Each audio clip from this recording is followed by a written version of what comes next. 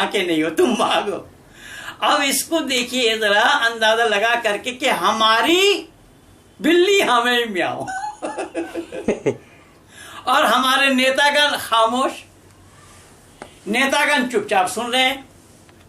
अब अकेला मोदी क्या, अकेला चाना भाड़ फोड़ने वाली बात हो रही है, वो बेचारा करे तो क्या करे, कहां कहां करे, सब जगह मलम पट्टी करने की आवश्यकता है। तो इसीलिए मैं कह रहा हूं बाबूजी कि हमारे पूर्वजों ने अपने अदूरदर्शिता के कारण हमें उन्होंने पाठ ही गलत पढ़ाया। जैसा एक उदाहरण मैं और दे रहा हूं, देखिए सामाजिक हो, राजनीतिक हो, धार्मिक हो, तीनों क्षेत्र में ये सारा पाठ हुआ है। मोहनदास करमचंद गांधी कह रहे हैं कि मैं गाय का दूध नहीं पीऊंगा। क्यों भाई? कि गाय दूध देती है अपने बछड़े के लिए, तो उन्होंने दूध किसका पिया? बकरी का। बकरी किसके लिए दूध देती है? अब गाय एक बच्चा देती है, बकरी देती है 2 3 4, एक का हाथ तो नहीं मारा, 4 का मार दिया अब फिर भी महात्मा बने फिरे। तो तमाशा हुआ है ना हमारे साथ, और हमने इस सही और गलत का निर्णय लेना ही नहीं चाहा। हम आज तक यही चिल्ला रहे हैं।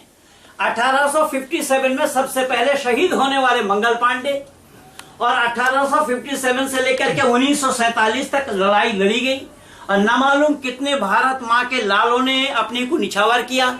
इन सब बातों को देखकर सुन करके ये सब होने के बावजूद भी आज हमें सुनाया जा रहा है कि साबरमती के संत ने तूने कर दिया कमाल, आजादी हमें देगा बिना खड़क बिना ढाल। अब बताइए सच क्या है, फिर कहाँ है?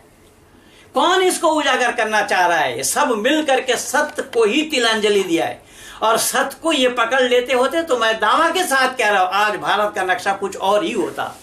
यही तो योगेश्वर कृष्ण ने यही तो उपदेश दिया था अर्जुन को कि अर्जुन तुम क्षत्रिय हो और तुम लड़ना नहीं चाहते हो, तुम काहे के क्षत्रिय हो? तो अर्जुन ने बोला कि मैं किससे लड़ूंगा, कोई भाई है, भतीजा है, चाचा है, ताऊ है। योगेश्वर कृष्ण असंतुष्ट हो गए कि युद्धम तो क्षत्रिय सुधर्म तत्तम कथम त्याजसी, युद्ध करना क्षत्रियों का धर्म है, इसे त्यागते तुम कहां चले जाते हो? अर्जुन ने कहा एतान बंधुवान बिना बीजैन राज्येन च किम सुखम भविष्यति, इन बांधवों को छोड़कर, राज को छोड़कर अगर मैं युद्ध करूंगा क्या मैं सुख प्राप्त कर सकता हूं? योगेश्वर कृष्ण ने कहा तुम ना अवगच्छसि इमे पाप इमे दंडनीय बद्ध एव, कि तुम नहीं जानते, तू पापी है, ये पापी है, दुष्ट है, बद करने योग्य है। फिर अर्जुन कह रहे इमे मृत्युं तु गमिष्यन्ति महत् पापम भविष्यति, ये इनके मर जाने से जो पाप होगा शायद ऐसा पाप और कहीं ना हो। तो योगेश्वर कृष्ण फिर कह रहे हैं कि नहीं एतत् पापम आत्मा मृत्युं न गच्छति केवलम शरीरम न सति त्वम इदम न अवगच्छसि आत्मा अजरः अमरः अयम कदापि न नश्यति युद्धम तु क्षत्रिय परम धर्म अतः युद्धम कुरु। ये रहे हमारे देश के गुरु, और आज हमें पढ़ाया क्या जा रहा है? गांधी जी के बंदर 3, और वो तीनों बंदर को दिखा करके खाते नहीं किसी से छीन, एक के मुंह में हाथ में रख दिया, एक के आंख में हाथ और कान में बता दिया, यानी बोलो मत। अब बोलोगे कब? जब असत्य देखोगे तो बोलना पड़ेगा, असत्य सुनोगे तो बोलना पड़ेगा। तो ये तो यहां पहले से ही आपकी जुबान में ताला डालने की बात कर दी कि बोलो मत। अब बोलो मत क्या करो? तो गांधी ने बोला कि मुसलमान हमारे भाई हैं, अगर ये हमारे ऊपर थूक दे हिंदुओं को मुंह खोल देना चाहिए। इसलिए बाबूजी मैं एक नई चीज आपको दे रहा हूं आज, कि यही कारण बना कि मोहनदास करमचंद गांधी मुसलमानों से हिंदुओं के मुंह में थूकवा रहे थे। यही नतीजा हुआ कि आज गांधी को थूक चाटना पड़ रहा है। 1 रुपया के नोट से लेकर 1000 रुपया के नोट में गांधी को बिठाया, लोग नोट गिन रहे हैं थूक लगा करके। पंडित जी, हमारे मित्र पद्माकर जी ने अभी जो बोला, उनके गांव के योगी दिखा नहीं रहा, सो रहा है योगी मंडल जिनमें ब्राह्मणों के सारे गुण हैं, लेकिन मेरा प्रश्न है कि योगी मंडल को पूजा पाठ करने के लिए गांव में कोई भी नहीं बुलाता, इसका क्या वजह है? उनकी मान्यता, ब्राह्मणों की जो मान्यता है वो कब मिलेगी समाज में? सुनील जी के उस प्रश्न के उस भाग के विषय में ही मैं चर्चा कर रहा था, और वो अपने लिए लोक संग्रह के लिए कठिन हो रहा है कि अपने नेपाल के शिवराज कौंडिन्य न्यायन जी बहुत प्रकांड पंडित, और उन्होंने पुस्तकों की श्रृंखला लिखी है कि तो हो रहा है और वेदों से और शास्त्रों से सब प्रमाण दे देकर कि जन्मना जो ब्राह्मण क्षत्रिय शूद्र वैश्य इत्यादि है जन्म से कोई ब्राह्मण होता ही नहीं है। तो शास्त्र का कहना जन्मना जायते शूद्रा संस्कारात् द्विजुच्यते, जन्म से हर कोई शूद्र होता है। शूद्र माने सफाई कर्मचारी नहीं, शूद्र के माने होता है कोरा अनजान, उसको जानकारी कराई जाती है। जानकारी करने, अब देखिए ना, ये मर्यादा पुरुषोत्तम राम क्षत्रिय कुल में जन्म लिए, ब्राह्मण उनको पूज रहे हैं कि नहीं पूज रहे हैं? तो पूजने कौन है? कार्य के द्वारा ही पूजा जाता है। इसलिए बाबा तुलसी ने यही बोला, कर्म प्रधान विश्व रचि रखा। ये शब्द वहां आया इसलिए कि योगेश्वर कृष्ण के मर्यादा पुरुषोत्तम राम के किए हुए कार्य ही ऐसे थे जिसके कारण ही उनकी पूजा हो रही है। रावण ब्राह्मण था लेकिन रावण की पूजा कोई नहीं करता। तो जोगी मंडल को क्यों नहीं कोई बुलाता है पूजा करने के लिए? अब ये तो हमें मालूम नहीं कहाँ का जोगी है, कौन मंडल है। सामाजिक बुराई है, समाज नहीं मान रहा तो सामाजिक बुराई है इसमें। ये कोई बात हुई क्या? सामाजिक बुराई है, उसको बुलाता है जो दारू पीने वाला है और दुष्कर्म करने वाला है, उसी को बुलाता है। रावण को भी पूजा करने के लिए घर जो बुलाता है उसका गलती है ना, जो नहीं बुलाता। जो वहाँ पर तात्विक प्रश्न ये है कि ठीक है कि जन्म जब होगा तो शूद्र ही मैं रहूंगा, फिर भी मेरा जन्म उस कुल में हुआ या उस परिवार में हुआ जहाँ पहले से ही सब ब्राह्मण हैं, और वो हुआ है इस कारण कि मेरे जो पूर्व सत्व रजतम के सम्मिश्रण से जो मैंने गुण से मेरी सृष्टि हुई है, मेरा जो प्रारब्ध कर्म और संचित कर्म है पूर्व जन्मों का, उसके कारण मेरा जन्म, भले ही मैं जन्म के समय शूद्र ही रहूं, लेकिन उस कुल में हुआ जहाँ पहले से ही सब ब्राह्मण हैं या शूद्र हैं या जिस वृत्ति के लोग हैं वो हैं। ये एक तत्वतः ये उठाया जाता है। ये तो ये जो उनको वो एक गुण कर्म स्वभाव जो है वो वहां से लेकर के आते हैं। वो जन्म का तो देखिए, मैं एक जीते जागता प्रमाण हूँ। मेरा जन्म मुस्लिम परिवार में हुआ और इसी कलकत्ता शहर का ही मैं रहने वाला हूँ, और आज संपूर्ण विश्व में लोग मुझे पंडित बुला रहे हैं। और हमारे परिवार में कोई धोती भी नहीं पहना था, मैं ही सबसे पहला व्यक्ति हूँ कि जो मैं अपने परिवार में धोती पहना हूँ। तो कहने का तात्पर्य मेरा ये है कि हमारे जो गुण कर्म लेकर के हम आए हैं, तो जन्म तो हमारा अनजान में कोरा में हुआ है। हमें जानकारी लेने से ही हम यहाँ तक पहुंच पाए। हमारे किए हुए कर्म ही हमें यहाँ तक ला खड़ा किया। अगर हम उस सच्चाई को नहीं जानते होते, परिवार में और भी तो लोग हैं, हाँ, वहाँ हिंदी का हा नहीं जानते लोग, और मैं संस्कृत पढ़ रहा हूँ। मेरी बेटी 2 वेद कंठस्थ कर चुकी है, मैं स्वयं गुरुकुल का स्नातक हूँ। तो कहने का तात्पर्य है, देखिए पंडित जी थोड़ा क्षमा चाह रहे हैं। ठीक है जी, शॉर्ट लेक जाना जरूरी हो, पहुंचना तो अभी तक यही है। ठीक है, बहुत अफसोस है, जा रहे हैं। सोनू फोन कर बे, सोनू जी हैं। तो कहने का तात्पर्य ये है कि हमारे शास्त्रकारों ने तो इसी आधार पर ही हमारा सारा शास्त्र बनाया है। ये मर्यादा पुरुषोत्तम राम तो क्षत्रिय कुल में जन्म लिए, इसमें तो कोई शक नहीं है किसी को भी। तो वो पूजे जा रहे हैं कि नहीं पूजे जा रहे हैं, और क्यों पूजे जा रहे हैं? उनके कर्म ही उनको पुजवा रहे हैं।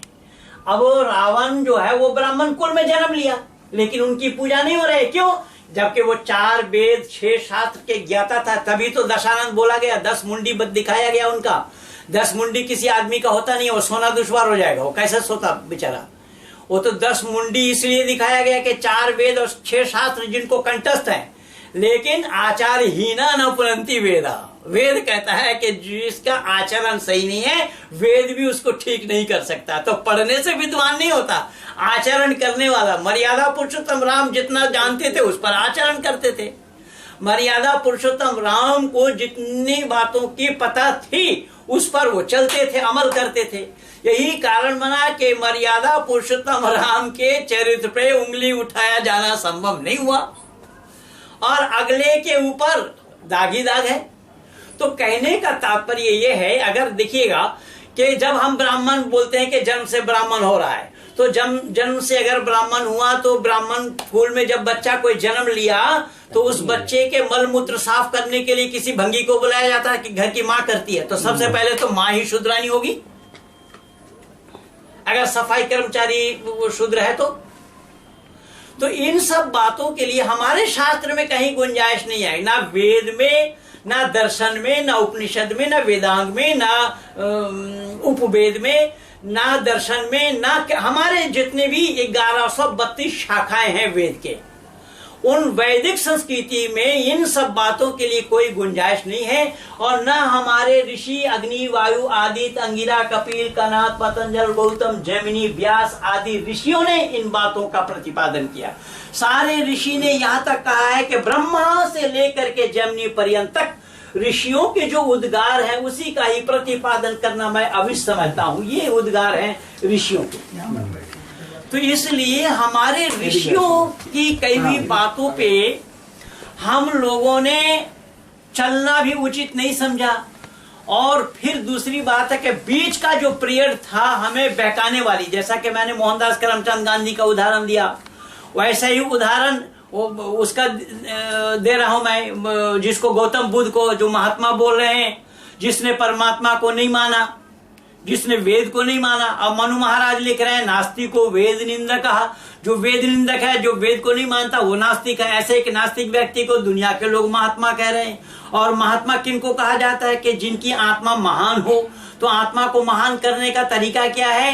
कि यम, नियम, आसन, प्राणायाम, प्रत्याहार, धारणा, ध्यान और समाधि को अपनाते हुए इस आत्मा का सर्वांगीण विकास जो कर ले। तो अगले ने तो परमात्मा को माना ही नहीं है और वेद को भी नहीं माना, पर दुनिया उनको महात्मा कह रही है। अब दुनिया उनको महात्मा क्यों कह रही है? अब महात्मा तो वही हो सकता है ना कि जो परमात्मा के साथ जिनका अटूट संपर्क और संबंध हो। तो परमात्मा को अगले ने माना नहीं, तथापि वो महात्मा कहलाए। तो कहने वाले कौन थे, कहलाने वाले कौन थे? हमने इस पर चिंतन और विचार नहीं किया। इसीलिए मैं तो एक शब्द में यही कहा करता हूं कि हमें पाठ सरासर गलत पढ़ाया गया। इन गलत पाठों को जब तक हम लोग भूलेंगे नहीं तो सही और सच्चा पाठ याद कराना संभव नहीं होगा। इसलिए मैं अक्सर सुनाया करता हूं कि आज बिगड़ी है डगर, उस बिगड़ी डगर को बदलो, गांव को बदलो और नगर को बदलो। टोपी को बदलने से न बदलती है निजाम, घर बदलना इंसान का सर को बदलो। और सर को बदला जा सकता है केवल विचारों के माध्यम से, इसके सिवा और कोई रास्ता नहीं है। ये मैं नहीं कह रहा हूं, वेद मुकद्दस में परमात्मा का भी यही उपदेश है, नाना पंथा विदते आयनाया, कि अनेक रास्ता सही नहीं है, सही और सच्चा रास्ता केवल एक है। उस सही और सच्चा रास्ता जो एक है, उस रास्ते को जो नहीं अपनाता परमात्मा को वह हरगिज नहीं पा सकता। इसलिए उठा बैठी में अल्लाह का पाया जाना संभव नहीं है, क्योंकि अल्लाह की तरफ ध्यान जाएगा ही नहीं। प्रेयर जो गिरजा में जाकर के करते हैं उससे भी परमात्मा का पाया जाना संभव। वो तो परमात्मा को जानते नहीं है। वो तो बाइबल के उत्पत्ति विषय में 4th आयत में लिख रहे हैं कि अल्लाह का आत्मा मंडरा रहा था। मैंने कहा अरे मूर्खो, ये तो बता उस मंडराती हुई आत्मा को देखा किसने जो तुमने लिख दिया। तो यहां सब लोगों ने मिलकर के उसी वैदिक सिद्धांत पर, सत्य पर ही पानी फेरा है। तो हमें सत्य क्या है उसको जानना, सत्य को अपनाना। इसीलिए हमारी मान्यता है कि सत्य को ग्रहण करने में और असत्य को छोड़ने में सर्वदा उद्यत रहना चाहिए प्रत्येक मनुष्य कहलाने वालों को। अगर मनुष्य सत्य को नहीं अपनाता वो मनुष्य कहलाने के अधिकारी भी नहीं बनेंगे। झूठ को अपनाते हुए कोई मनुष्य कहलाए ये संभव ही नहीं है, क्योंकि परमात्मा सत्य के साथ है और परमात्मा ही सत्य है। शिव ही सुंदर है। शिव के माने वो नहीं जो डुमरू और सांप और त्रिशूल की है। शिव के माने कल्याणकारी है। शिव ही सुंदर है कि बात सुन नहीं पा रहा, कट गया जी। यानी शिव ही सुंदर है। शिव के माने वो नहीं जो त्रिशूल, डुमरू और सांप लिए गले में घूम रहा है। शिव के मानी है कल्याणकारी, कल्याण करने वाला। सुन नहीं पा रहा हूँ। अच्छा, आपके पंडित जी, प्रारब्ध का कोई महत्व नहीं है? सुने नहीं ना। प्रारब्ध के अनुसार ही तो जो वर्ण है उसमें मनुष्य पैदा लेता है। ऐसा है, जन्म से वर्ण नहीं होगा, प्रारब्ध के अनुसार आएगा। यही तो है ना। ये प्रारब्ध अगर ना हो तो वो अपने उन्नति को नहीं कर पाएगा, नहीं ले जा पाएगा। अगर प्रारब्ध उसके किए हुए कर्म को, जो हमारा जन्म जन्मांतरों का आ रहा है, 1-2 जन्म का नहीं, जन्म जन्मांतरों का आ रहा है, वही प्रारब्ध आकर के यहाँ जुड़ रहा है। वही मैं बोला ना कि हमारे परिवार में धोती नहीं पहनाता, हमारे परिवार में कोई हिंदी का आ नहीं जानता है। अब सुन रहा हूँ, अब सुनाई पड़ रहा है। तो इसीलिए ये तो प्रारब्ध हमारे किए हुए कर्मों का था, हम कहीं से लेकर के आए। और आज 33 साल हो गया संपूर्ण विश्व के आंगन में मेरी बातों का गुंजायमान हो रहा है। लोग पंडित पुकार रहे हैं, मुसलमान गाली दे रहे हैं, हमला कर रहे हैं, सब कुछ हो रहा है। देख नहीं रहा। अभी एक घटना मैं आप लोगों को बता, एक घटना सुनाता हूँ बाबूजी मैं आपको। एक जी आप बोले कि करके बाबूजी न कहा करे, मैं तो आपसे बहुत छोटा। नहीं ठीक। मिश्रा जी हैं, पद्माकर मिश्रा इनका नाम है। 2 मिनट का विराम लेते हैं, 1 मिनट। जी नरेंद्र जी, एक बात मुझे कहने दीजिए। हाँ। जो जिसके लिए कई दिनों से बल्कि महीनों से हम लोग चर्चा कर रहे थे, मैं, नरेंद्र जी, बालकृष्ण जी, सब लोग, जी जी जी कि आपको नियमित रूप से मैं YouTube पर सभी श्रृंखलाएं देखता ही रहता हूँ। अरे बाप रे बाप। और उसकी बड़ी आवश्यकता है, लेकिन वास्तव में देखा जाए तो ये एक व्यक्ति का कार्य है नहीं। जी जी जी जाकिर नायक जैसे लोग कर पाते हैं, उसका कारण ये है कि उसके पीछे बहुत बड़ा जनबल, धनबल और दुष्ट बल सब लगा हुआ है। अपने समाज में दुर्भाग्य से ऐसी स्थिति नहीं है, और इसलिए एक पूरा गण खड़ा करने की आवश्यकता लग रही है प्रतिभाशाली लोगों के लिए। हम लोगों का जीवन तो अब समाप्त हो गया लगभग, अब थोड़ा ही बचा है और उतनी प्रतिभा भी नहीं है। आपने तो बिल्कुल आपका जीवन तो चमत्कार, सुखदेव मुनि की तरह आप हैं, और हम बहुत आश्चर्यजनक है हम लोगों के लिए। मैं तो जाकिर नायक की दुकानदारी भारत से 3 साल हो रहा, बंद करा दिया हो। तो अभी क्या भारत में उनके कार्यक्रम नहीं हो रहे हैं? बैंड लग गया, बैन लग गया। पीस टीवी पर बंद लगा है। पीस टीवी बैंड लग गया। अभी 3-4 दिन पहले मैं अपना हॉलैंड का विश्व सम्मेलन वाला रिकॉर्डिंग डाला मैं हूँ। पीस टीवी पर बैन लग गया मैंने। पीस टीवी जो अपना चैनल निजी चैनल है ना, हाँ। उस पर पर प्रतिबंध। वो अन्य जगह कर सकते हैं ना। अन्य जगह हो रहा है, दूसरे देश में होगा, हमारे देश में भी ना कई जगह वो चल रहा है। बंद हो गया। केबल वाला अगर शिकायत करेगा तो बंद कर देंगे। मुस्लिम वालों में चल